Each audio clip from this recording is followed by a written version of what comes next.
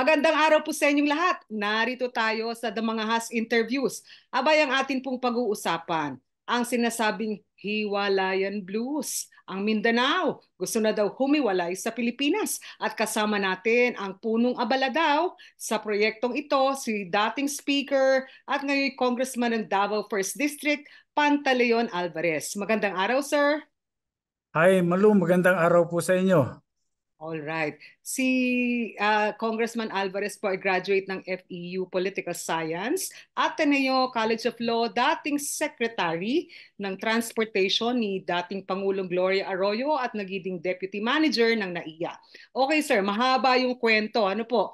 Bakit po ba gusto niyong humiwalay ang Mindanao? Alam mo, Malu, hindi naman pwedeng ipagkaila no, na kami dito sa Mindanao ay huli palagi sa priority o kung hindi man minsan nakakalimutan pa. Ngayon, yung mga naninirahan naman dito, kahit papano, ay marami rin silang pangarap sa buhay, marami rin silang pangarap sa kanilang mga anak. Okay. Sawang-sawa na rin kami na nakikita yung mga kapitbahay namin dito. Kailangan pang mangibang bansa para maghanap ng hanap buhay, para mabigyan ng magandang kinabukasan yung mga anak nila. Samantalang napakayaman naman ng lupa ng Mindanao. Pagkwentuhan lang po natin yung sinasabing panawagan na to na unang sinabit ni dating Pangulong Duterte. Okay, ano po ba ito? Talagang meron kayong plano o political vendetta o iringan lang to ng mga higanting politiko? Ay hindi Malo, gusto ko lang ituwid na itong Mindanao Independence, matagal na po ito nag-umpisa. Panahon pa po, bata pa ako, naririnig ko na ito. Mhm. Dating may panukala nito, yung may advocacy, ay yung yumaong attorney Ruben Canoy ng Cagayan de Oro City. Okay. Ngayon, ang talaga hong gusto nyong sakaling ihiwalay sa Pilipinas, apot ho ng 6 administrative regions, 23 o 27 provinces, 30 syudad, at 26 million na residente o mga Pilipino. Tama po ba yon? Ganun kalaki. Ibig sabihin, halos Tama, one-fourth. tama po yun. Pero alam mo, Malo, kung susundin natin talaga yung kasaysayan, ang original talaga ng mga group of islands dyan, kung maalala nyo yung Minso Pala kung tawagin, Mm-hmm. Danao, Sulu, Palawan. Yan yung original historical na grouping of islands. Ngayon, ang sabi ho ng mga tao, parang tila dumating itong panawagang ito at kayo daw yung punong abala, sabi ni dating Pangulong Duterte. Paano ho ninyo ihihiwalay ito dun sa away ng mga Dutertes at ng mga Marcoses na tila nagsimula kailan lamang at tapos ngayon ay gugulong itong Mindanao Separation Movement? Malo, siguro napakababaw naman na dahilan. Kung Mm, ang dahilan ng paghihiwalay ay dahil lamang sa interes ng isang tao.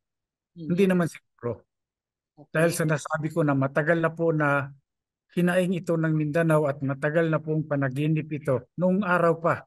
Ngayon, ilinawin lang ho natin, kung may sinasabi kayong medyo na-neglect o hindi nabigyan ng sapat na atensyon, pondo at parang proyekto ang Mindanao, ang hulihong Pangulo natin si President Duterte. Hindi ho ba talagang bumuhos ang grasya nung siya'y nasa pwesto sa Mindanao?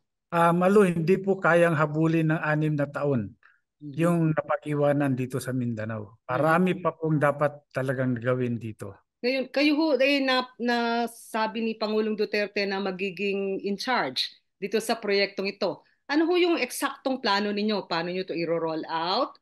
Ganito kasi ako ay naatasan ng dating Pangulo dahil alam niya na noong araw pa, bago pa siya naging Pangulo ng Pilipinas, ay matagal na akong kasama sa advocacy ng Mindanao Independence. Okay. Kasama ko pa rito sila dating Attorney Ruben Canoy, Mhm. kasama ko po rito. Kaya ako naman yung naatasan niya na bumuhay ulit nung natutulog na kilusan. Ano ho yung eksaktong plano? Paano nyo to i-roll out? People's Initiative ba ito?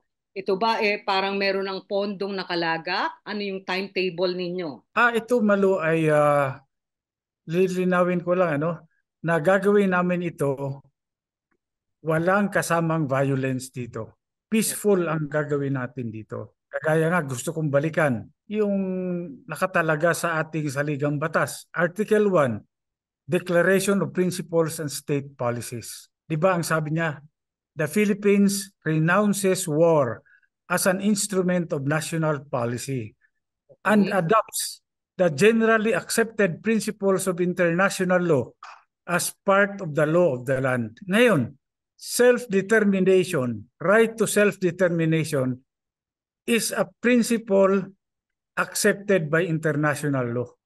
Okay. Therefore, it is part of the law of the land. Part po ng batas ng Pilipinas yan. Ngayon, ito ay babasahin natin.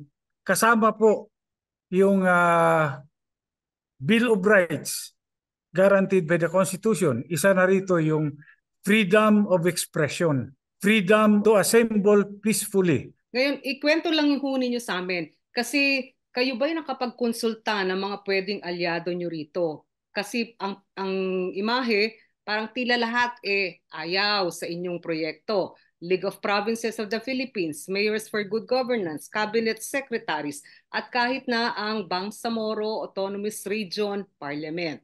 Sino ho kakampi yung natitira? Malo, normal naman yan, no? At naintindihan ko yung kanilang posisyon dito. At kinakailangan igalang din natin yan dahil dapat doon tayo mag-umpisa. Igagalang natin ang posisyon ng isa't isa. Sino Pero ang alyado? sinasabi kasi dito, dapat, sabi nga rin ng konstitusyon na the Philippines is a democratic and republican state. Sovereignty resides in the people and all government authority emanates from them. Okay, okay. So, ibig sabihin, dadaan kayo sa Kongreso? Ganun ho ba yung ideya nyo? O Hindi po. ang Kung gagawin? maalala nyo po, ito ay ito siguro magandang ehemplo ito. Kung maalala natin yung EDSA 1, no? Mhm, Oh, wala naman sa libro 'yun eh. Wala sa batas 'yun. mhm. Oh, anong nangyari? Yung mga tao mismo nag-assemble sila sa EDSA para Okay, i-petition yung gobyerno. Ayaw na nila sa gobyerno. okay, Kaya nga doon napaalis ang dating Pangulo na si Ferdinand Marcos Sr. okay. Ngayon, mayroong nag-question sa Supreme Court, yung Lawyers League, kinwestiyon yung validity ng pagkaupo ni dating Pangulong Cory Aquino sa pwesto. Kinwestiyon sa Supreme Court yun dahil nga kung susundin ang batas at that time, ang duly elected Vice President was Vice President Arturo Tolentino. Mhm, mhm, Oh. Ngunit ang sabi ng Supreme Court ay yung issue na yan ay hindi justiciable. mhm, mhm. Bakit? Nagsalita na ang taong bayan. We have to respect the will of the people. So, parang ang hinahabol ninyo, ang ideya ninyo, parang people power? Ganun po ba? Na, Parang ganun ho, na ipapakita natin sa international community na ito yung gustong mangyari ng mga tao dito sa Mindanao. Kaya okay. kinakailangan po talaga, kinakailangan ipaliwanag, no, sa mga tao sa Mindanao kung bakit natin ginagawa ito at kung bakit natin kailangan gawin ito. Yung sinasabi po ninyo, lulugar kayo sa batas, non-violent, dapat ang Opo, method opo. ninyo. Pero ang sedition, nakalagay din sa ating batas at sa Constitution na non-bailable offense. Ibig sabihin, act either in writing or verbally, broadcast nationwide of inciting people, burning flags, among other incendiary acts to rebel against a duly constituted authority or government. Hindi niyo ba nire-recognize ang Pangulong BBM bilang kinatawan ng duly constituted government natin? Ganito yan, Malu. Yung sedition, kahit pag-aralang mabuti yan, no? Elements of the crime. Mhm. Oh, kinakailangan merong violence. Kay Merong parang mm, tumultuous activities, di ba? mhm. Oh, tumultuous protest. Pero kung peaceful naman, kagaya ng nangyari ng EDSA, wala namang sedisyon na mangyayari. Wala namang sedisyon na crime siguro na pwedeng isampa. Okay. Ngayon, kung parang yung EDSA po ang inyong halimbawa, tahimik ko dahil may mga sundalo na nag-pull out ng EDSA 1. Yung EDSA 2 naman, na-pacify dahil pumasok din ang mga pulis at sundalo. Paano kung mananatiling peaceful kung kailangan i-break up kayo o i-dismantle yung inyong barricade? Ang kasi ang violence kinakailangan magaling dito sa amin. Mhm. Yung sundalo kasi, trabaho nila yon to maintain peace and order. Trabaho nila yon. Okay. Ngayon yung mga taong bayan na nagpo-protesta, ibang usapan yon. Mhm. Okay. Karapatan nila yon doon sa pag-exercise nila ng freedom of expression and freedom to peacefully assemble and petition the government for redress of grievances. Okay. Sasagutin niyo po ba kung sakaling mayroong masakuna o masaktan sa mga tao na sasali sa inyong People Power Project? Sana naman wag masaktan dahil hindi naman din kami magiging violente.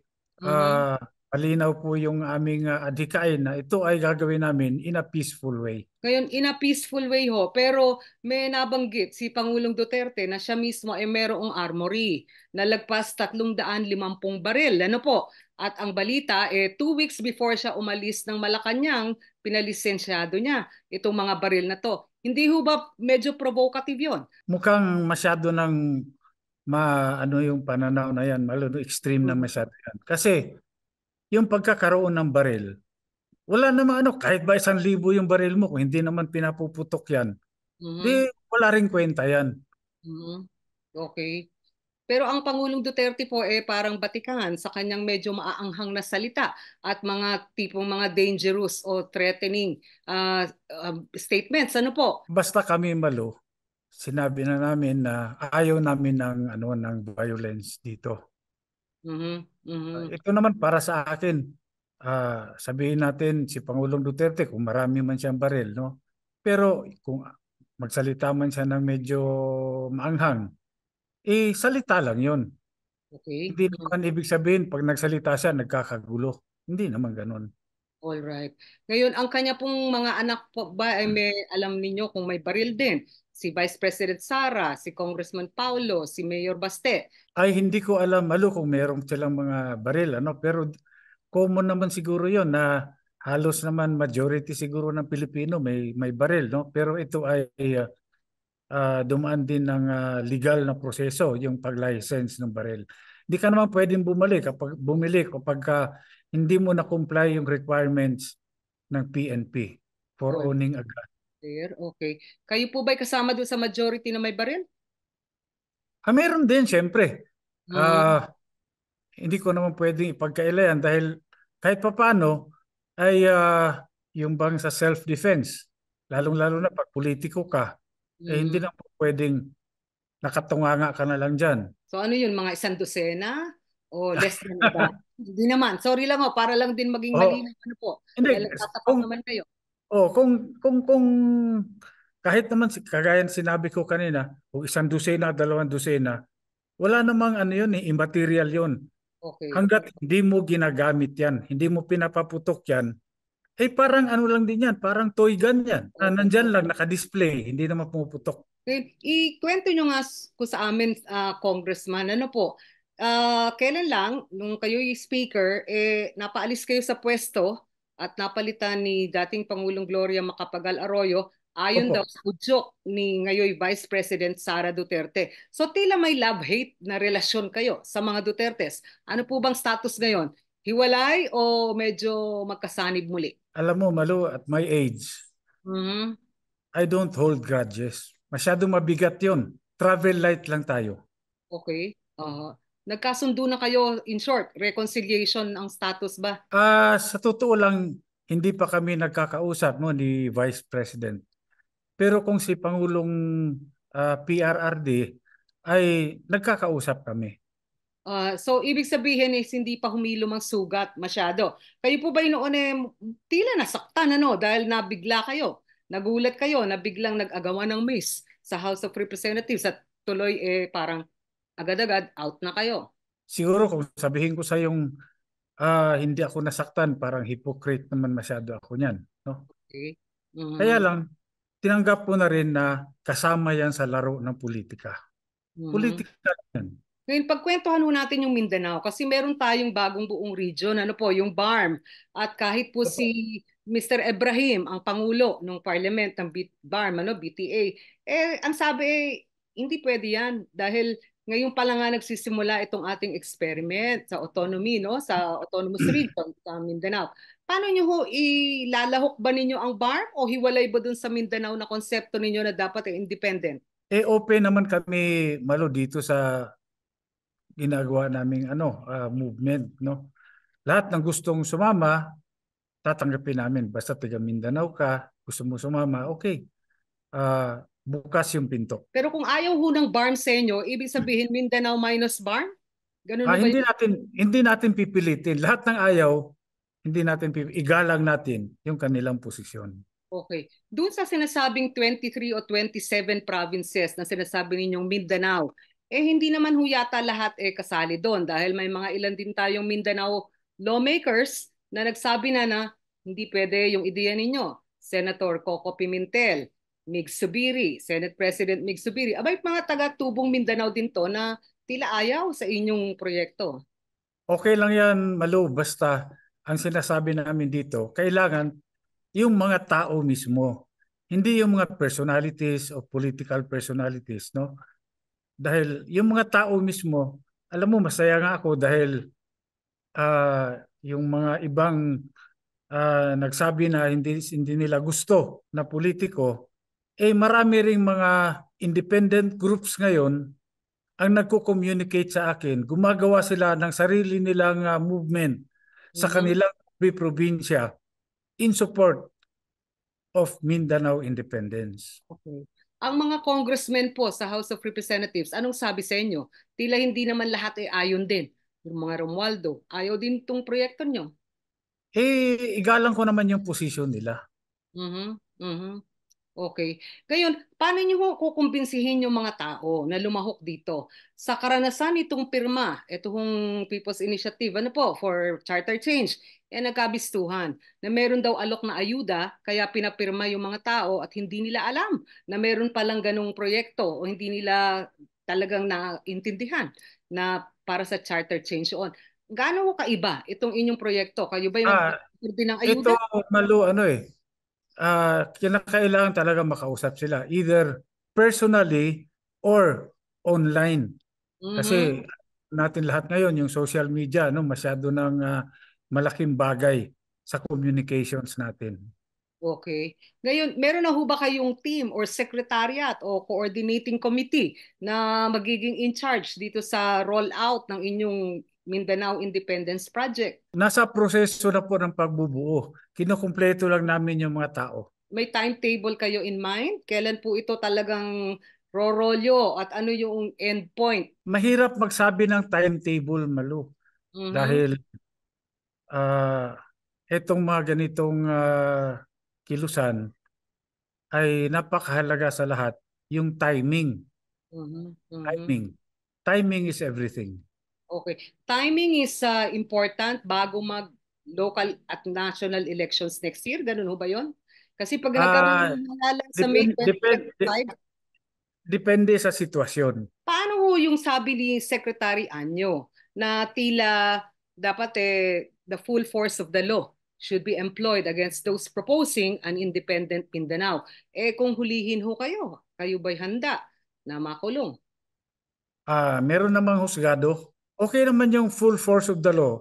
Basta, siguraduhin lang din nila na sang-ayon din sa batas yung gagawin nila. Yung Congressman Alvarez, kayo po'y abogado. Alam ninyo na okay, parang superior rights yung freedom of expression, freedom of assembly dahil nasa Bill of Rights yun. Pero important din po yung clause against sedition or rebellion against duly constituted authority. Paano nyo ho titimbangin yun? On one hand, you say na karapatan ito na gusto ninyong hawakan o panghawakan. At meron din namang batas na nagsasabi na bawal yung ginagawa ninyo. Wala naman sa palagay ko, Malo, na batas na nagsasabing bawal yan. Kasi guaranteed nga yan eh. Mhm, Yung mhm. right to self-determination.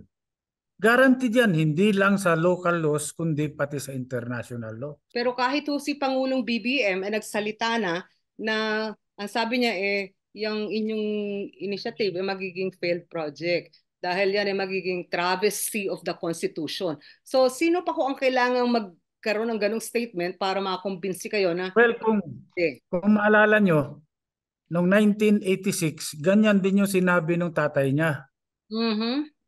Oh, ngunit nangyari yung people's power. Mhm. Pag Okay. ayaw na ng mga tao, kailangan irespeto palagi yan. Will of the people. Mhm. Ngayon, pakipaliwanag niyo lang kasi medyo malawak ang Mindanao. Ano po? Unlike yung people power na nakasentro sa Manila at mga major cities, si Davao, Cebu at Baguio, paano niyo ho ilulunsad sa Mindanao yan? Kasi ang daming mga syudad din sa inyo, no? 30 lahat yan. Ano ho yung mangyayari? Parang sabay-sabay ba na magpi-people power yung mga tao? O meron kayong nakasentro sa Davao City bilang Imperial Davao for Mindanao? Ano po? Kung ako ang tatanungin mo, Malo, ang pinaka-ideal dyan kung pwede sabay-sabay. Lahat Mhm, ng regions. mhm, mhm. Hmm. Lahat ng regions. Yun yung 16 na administrative regions, ang ibig nyo sabihin. Opo, kasi hindi mo naman pipigil yung tao. Kung Mhm. pagbawa, Anim. kumbinsido na sila na Mhm, mhm, humpay, mhm. tatayo yan sa lahat ng mga regions. 6 na administrative regions at 27 probinsya. Opo. 30 syudad. Kaya Oh, ninyong i-roll out yun? hindi natin pwedeng pilitin yung mga tao dahil masyadong mahirap naman, no? Hindi tama yung pipilitin mo yung mga tao. Okay. At saka Ngayon, wala rin kaming pera para mag-mobilize ng mhm, ganun kaming tao. okay. Ngayon, Congressman. Voluntary lang talaga. Mm, okay. Congressman Alvarez, are you preparing for parang disappointment kung sakaling wala namang lumahok o sumali sa inyo? How will you deal with that kung sakaling pumalpak ang inyong proyekto? Normal naman yan na kailangan wag mo namang isipin na talagang basta makukuha mo yung gusto mo. Mhm, mhm. Pagtatrabahoan natin yan. Okay. And you also know na parang tipong administrative headache, ano, kung sakali kung may independent Mindanao. Linawin na natin, yung BARM lang nga nagkaroon ng parang sariling mga ahensya na hanggang ngayon binubuo at kailangan pang pagtibayin. Pagka nag-independent Mindanao, ibig sabihin niyan yung mga departamento, magkakaroon kayo ng sarili, internal revenue, budget, public works, etc. So ibig sabihin, hindi siya one shot one time big time na independent Mindanao. Kailangan ng proseso para tumindig ang Mindanao kung sakali mang bibigyan siya ng kalayaan. Di ho ba? Opo, dadaanan mo talaga yung yung kagaya rin ng dinaanan ng ibang bansa na bago lang naging independent. Mhm, mhm. Walay doon sa mother country. Ano po yung ideya ninyo? Anong system of government? Kung sakali magkaroon ng talagang independent Mindanao, ito po ba Republican, parliamentary? Ano ho yung klase? Federal, Federal, Republican. Oo. yung 6 na rehiyon. Oo, kinakailangan yung 6 na regions na yan ay magkakaroon ng parang autonomous regions, no? Parang Mhm, states, mhm, kumbaga. Tapos identified yung mga growth areas per region para mhm. sabay-sabay kaming aahon, O- aangat sabay-sabay. Okay. Walang maiiwan. Ipaliwanag nyo nga ho sa akin, ano yung magiging role ng mga political clans o yung mga pamilya na alam natin sa lahat ng probinsya halos ng Pilipinas may mga namamayagpag ng mga political dynasties o political clan. Ano yung papel nila? Igagalang natin yon, syempre, dahil hindi naman itong gagawin natin, hindi naman to komunista o kaya yung diktadura, no? Hindi naman ganun. Mhm, Igagalang natin. Doon tayo mag-uumpisa. Kasi pag nag-umpisa tayo sa hindi paggalangan, walang mhm, respeto, ay mhm. nandyan mag-uumpisa yung problema. Okay. Kaya kailangan respetuhin natin ang bawat isa. Okay. Lilinawin lang po natin, may bagong proyekto ano po na parang may go signal na i-roll out yung Davao Region parang highway ano po na malaking pondo ang ilalagak ng Asian Development Bank. Paano mga utang na nagastos para sa mga proyekto sa Mindanao? Sino ang magbabayad? Ganito yan, sa pananaw ko lang, Malu, justice and equity dictate. Kung ano man yung napunta sa Mindanao, nakinabang yung Mindanao, kailangan bayaran yun, yung mga utang na yan. Yung mga utang naman na wala namang pakinabang yung Mindanao, bakit din naman kami pagbabayarin? May estimate ho ba kayo ng socio-economic situation ng Mindanao? At ano ang funding obligation o budget na kakailanganin ninyo para sabi nga ninyo, iahon sa kahirapan ang mga taga Mindanao? May plano ho ba kayong ganun para malinaw lang? Health, education, social services. Meron yan. Actually ngayon, kinocompute pa namin, merong tumulong sa amin na taga Mindanao din na magaling sa economics. Mm. Kinocompute kung magkano yung overhead expenses ng pagpapatakbo ng gobyerno kapag humiwalay ang Mindanao sa Pilipinas. Ngayon, naging malinaw ho nung nagkaroon ng Constitutional Committee, ano, si dating Pangulong Duterte, federalism ang anggulo. Pero ayon sa mga pag-aaral, ang mga rehiyon na walang ganong revenue o kita mula sa taxes, amilyar man yan o business tax, talagang ang laki ng kailangang tulong sa national government. Kaya nga may IRA, kaya nga may mga special projects. Ano po? Ano ho yung inyong estimate? Kasi talagang ang laki ng problema sa ilang rehiyon sa Mindanao, particularly sa BARM. Kayo po ang pinakamahihirap na mga probinsya sa buong bayan, ano po, sa buong Pilipinas. So ibig sabihin, ang laki ng inyong magiging obligasyon, pero wala naman kayong pondong sapat. Hindi ako masyadong nababahala dyan, Malo, dahil kagaya halimbawa yung binanggit mo, BARM, no? Isa sa mga pinakamahirap na region sa Mindanao. Pero kung titignan nyo mabuti, pag-aaralan nyo, ang BARM dapat ang pinakamayaman na region sa Mindanao. Bakit po? Ang dami po nilang potentials doon. Yung Agusan Marshland, ano po? Yung agriculture, Mhm. source of renewable energy. Natural gas. Nandyan po sa BARM. Opo. Ngayon, meron kayong statement na parang tila sabi ninyo dapat magkaroon ng independent Mindanao lalo na kung tayo'y kinukuyog ng China. Paano ho yun? Ano ho yung paliwanag doon? Bakit Hindi kasi yung China issue? ganito yan, Malu. Para sa amin, no? Halimbawa, kagaya ng international, yung foreign policy ngayon na sinusulong ng administrasyon, masyado yung pagkiling sa isang bansa na Mm, ano, superpower. Merong possibility na magkagulo dyan mm, sa West Philippine Sea. mhm, Ngayon, mm, kung nagkagulo yan, halimbawa, nagkagira, damay rin kami rito. mhm, mhm, Yan mhm, naman ang ayaw namin mangyari. Dahil as it is, ngayon, marami nang nagugutom. Marami nang walang trabaho. Ngayon, dadagdagan mo pa ng kaguluhan. Halimbawa, giyera. mhm, Paano na lang? mhm. Pagka dumami ang walang trabaho, dumami ang nagugutom, anong kasunod niyan? Chaos. Chaos. All right, okay. Pero sa totoo lang po, Congressman Alvarez, wag ho natin lahatin ang buong Mindanao. Pero ang Mindanao, ang ilang lugar ay naging theater of conflict. Ano po? At ang daming internally displaced persons dahil sa mga rebel groups. Paano nyo aasikasuhin yung security situation sa Mindanao? Yung Marawi, hindi pa nga sapat na nakababangon.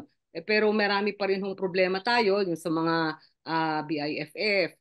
Tapos andyan pa rin yung mga NPA. Ano ho yung sitwasyon na parang magiging peaceful ang inyong proyekto kung hindi pa rin tapos yung rebellion ng mga grupong to? Akong palagay ko naman, Malo, dito ako pinanganak, dito ako lumaki. Mhm. Kami naman ay pwedeng mag-usap-usap dito at magkaintindihan naman kami. Ngayon, Congressman Alvarez, ang magiging tanong po ng mga taga Luzon at Visayas, bakit gusto niyong humiwalay? Sila rin naman meron ding mga problemang sinasabi niyo, kahirapan. It's a parang national situation. Ano po? Meron din ho silang parang hinaing na hindi lahat ng resources nila napupunta sa kanila, pero marami din namang naibibigay ang national government in terms of IRA. Tapos yung hong parang mandanas ruling lalagpas doble, halos. ang share ng mga local government unit. Paano niyo masasabi sa Luzon at Visayas residents na gusto niyo nang humiwalay, pareho din naman ang problema? Hindi ho ba magiging parang un-Filipino yung act na yan? Yung mga nagdudusa din dyan sa Luzon at saka sa Visayas, sariling desisyon nila yon. Kung Mhm. gusto nilang patuloy silang magdusa at makita nila yung kanilang mga anak na walang hinaharap na kinabukasan, desisyon po nila yan. Mhm. Hindi po kami makikialam dyan. Okay. Ngayon kami, parang masyadong masakit naman na hindi kami kikilos para naman sa kinabukasan ng mga anak namin. Mhm. Okay. Oho. Yun, ilinaw lang ho natin. Pag sinabi ninyong Independent Mindanao, ang ibig ba sabihin nun ang inyong constituents o ibibilang ng mga mamamayan ng Independent Mindanao ay yung nakalugar o nakabase ngayon sa Mindanao? Paano ho yung lumikas sa Luzon, sa Visayas o yung mga internally displaced na kung saan pang lupalop napunta na? Sila po ba'y kasama pa rin sa Independent Mindanao o hindi na? Sasagutin ko yan, Malu, kung meron na kaming sariling saligang batas, yung transitory constitution. So aabot hanggang sa Constitution, Federal System of Government at ang mga political clans hindi sa tingin ninyo mamamayagpag muli? Hindi naman kasi kahit naman sa Pilipinas, hindi nga nila kayang ah, sugpuin yung political clans na yan dahil demokrasya nga eh. Mhm, mhm, Kasi kung ginusto ng tao na siya yung mag-govern doon sa lugar niya, ano magagawa natin? Yan yung nakalagay sa sa ligang batas ng Pilipinas. mhm. Okay. Ngayon, paano ho yung mga private armies? Nasabi nila, marami rin sa Mindanao. Yung private armies naman ay kumikilos lang yan kapag halimbawa dito sa amin nagkakaroon ng parang awayan no sa mga pamilya ganyan. Pero kung nagkakaintindihan naman halimbawa lahat naman binibigyan mo ng pagkakataon Mhm, para gumanda yung buhay, mhm, even yung playing field. mhm. Palagay ko naman ay hindi masyadong threat yung mga private armies na yan. Pasintabi po, no, Congressman Alvarez, kaya lang parang tipong rose-colored lens ang tingin ninyo sa politika sa Pilipinas, hindi real politic. Na sa totoo lang, for a congressman who's been here for about 20 years plus, ano po, parang hindi ganong realistic na pananaw yan sa politika at buhay sa Pilipinas, yung inyong sinasabi. Bakit po hindi realistic? Mhm. Kasi sabi nyo, pag private armies, pagka may peaceful agreement naman, mga political clans, dahil pagka na-elect naman, o kaya parang tipong kung sakali merong federal system of government na hindi naman magiging problema yung obligasyon ninyo sa mga pangangailangan ng mga tao. Parang marami hong problema ang Mindanao, pero yung inyong sinasabi parang tipong maganda, maaliwalas na Mindanao pero medyo nagli-leapfrog po yata sa mga tunay na problema. Mali ho ba yon? Hindi naman kasi tingnan natin yung ugat no ng pagiging para pumayag yung tao maging private army Mhm. isang politiko. Anong ugat niyan? Hanap buhay. Hanap buhay. Mabigyan mo yan ng disenteng hanap buhay na kaya niyang pakainin yung mga anak niya, yung pamilya niya, kayang mapag-aral yung kanyang mga anak. Sino bang may gusto ng maging private army ka ng isang politiko? Mhm. Sino bang Mhm. may gusto na ilagay mo yung buhay mo diyan sa sa kapahamakan? Recently, medyo napuruhan ang Mindanao, ano? Particularly ang Davao provinces. Meron kayong Lindol, Davao meron Region, yeah, oo. John, ano po. At ngayon itong mining landslide, ano, na 110 daw ang mga taong missing pa at lagpas sa 100 na yung namatay. Ano ho yung ginagawa ng Mindanao Independence Movement groups para tulungan sila o ipaliwanag kung ano yung sitwasyon? Yung Mindanao Independence Group, sa ngayon, honestly, wala naman kaming may tulong financially doon sa mga nasalanta. Pero Mm, dito sa distrito ko, Malo, bilang ako yung kanilang representative, ay mm, may na kaming mga relief operations na ginawa magmula pa lang nung nag-umpisa yung baha. okay. Oo. Ngayon, Ito nga eh. Tingnan mo Malo. Ito masaklap. Okay. Yung mga minahan dyan, Apex. kita mo, sinong nakinabang ng minahan? Hindi tiga Mindanao, hindi yung mga taong nasalanta, hindi. Yung income niyan, hindi pumupunta diyan sa probinsya na yan. Pero yan Niremit po. yan sa national government. At Mhm. ang nagbigay ng concessions diyan sa mining company na yan, yung national government. Opo. Opo. Pero ito nasisira yung ano nga ah, yung lupa, no, Mhm. yung natural resources nasisira. Mhm. Ngayon, pag may kalamidad, ang nagsasuffer yung mga tao na nakatira diyan. Tama naman po. Yan yung kwentong bayan natin sa iba-iba pang rehiyon, ano, whether mining sa Baguio o Cordillera, Opo. mining sa Zambales, etc. Pero tatanong ko po sa inyo ng tapat. Kayo ho ba Opo. yung volunteer mamuno dito sa Mindanao Independence Movement o kayo'y inutusan lang ni Pangulong Duterte at hindi makahindi sa kanya? Hindi ako sabihin mo inutusan talaga ni Pangulong Duterte, no? Dahil ako naman malo kahit nung araw pa ay kasama na ako sa advocacy na yan. Mhm. Panahon pa ni Ruben Canoy nung buhay pa siya, Mhm. kasama na ako sa advocacy na yan.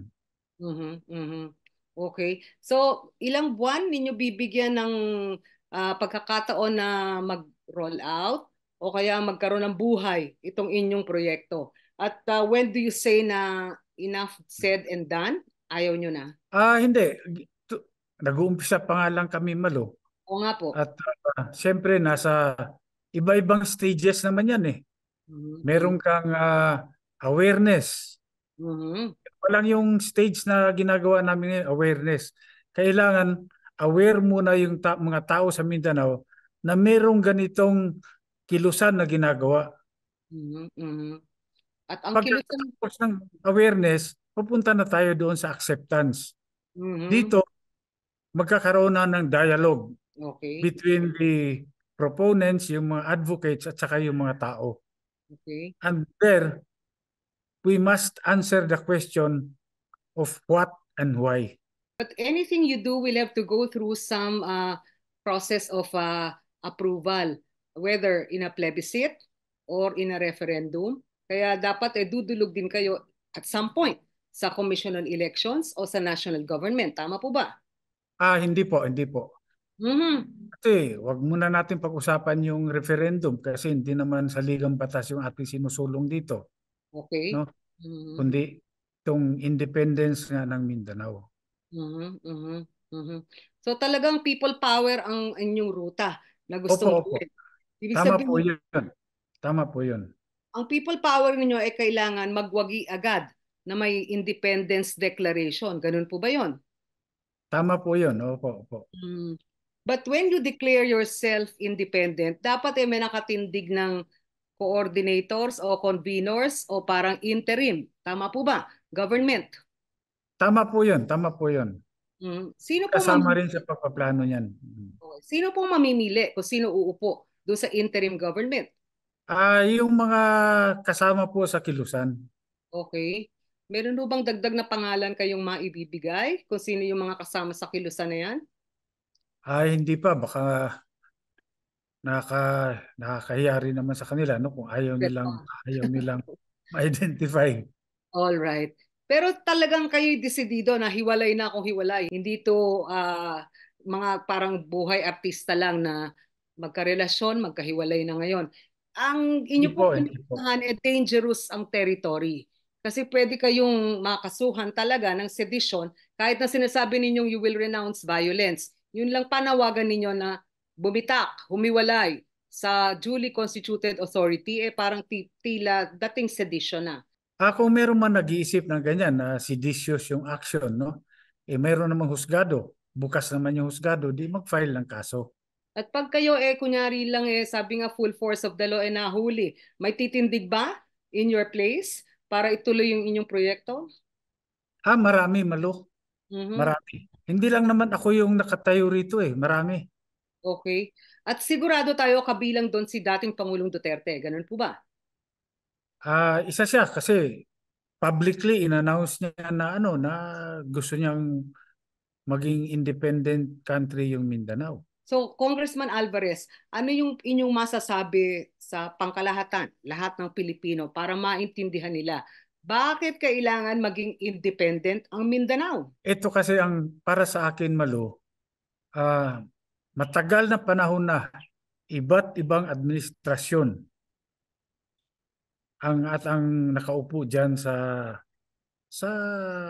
gobyerno ng Pilipinas.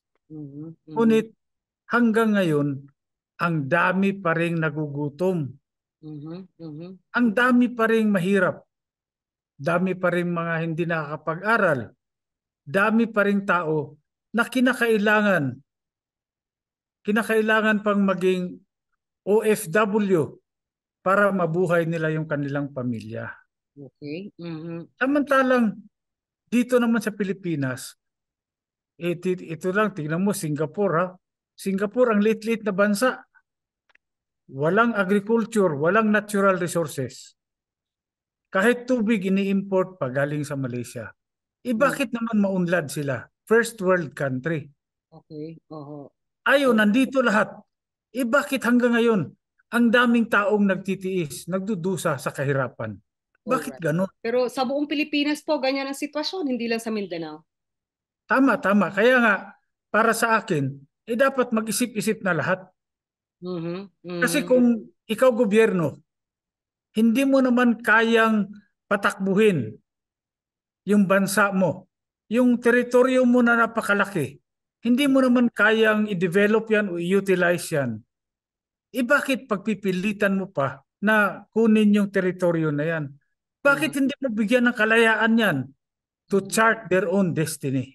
Okay. Congressman Alvarez, alam ko po kayo masinsin din ano, sa pagpaplano, paggawa ng batas. Pero ano yung nasisilip ninyong risk factors o mga tipong mga problema or obstacles na haharapin ninyo?